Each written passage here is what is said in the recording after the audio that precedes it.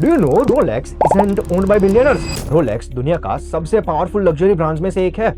Actually एक non profit foundation है। Rolex के कोई शेयर होल्डर नहीं है। रोलेक्स पब्लिकली लिस्टेड भी नहीं है और रोलेक्स कभी बेचा ही नहीं जा सकता। ये नॉर्मल कैपिटलिज्म नहीं है, ये है लेगेसी इंजीनियरिंग। सब कुछ स्टार्ट होता है हैंस विल्स्ट्रॉफ से, एक ऑर्फन, एक वॉच मेकर और एक विजनरी। जब व्रिस्ट वॉचेस को सिर्फ टॉयज माना जाता था, उस टाइम उन्होंने बिलीव किया कि व्रिस्ट वॉचेस प्रिसाइज भी हो सकती है और ड्यूरेबल भी, और वो सही थे। रोलेक्स ने ट्रेंड्स कभी चेस किए ही नहीं, रोलेक्स ने इंजीनियरिंग परफेक्शन चेस की, और यहीं आता है गेम चेंजिंग मूव।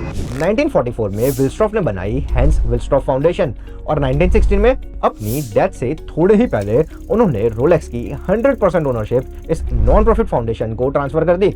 इसका मतलब कोई हेड्स का कंट्रोल नहीं, आईपीओ का प्रेशर नहीं और क्वार्टरली प्रॉफिट का कोई भी ऑब्सेशन नहीं।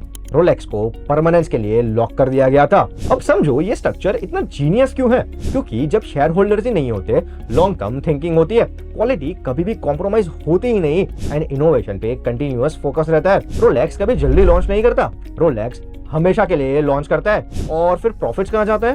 Research and development, precision engineering, science, arts और एक्सप्लोरेशन। ये चैरिटी फर्स्ट नहीं है, ये है पर्पस के साथ business.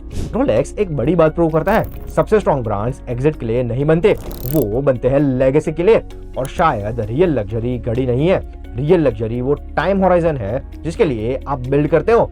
And if you found this insightful, do share this with someone who thinks amazing just like you.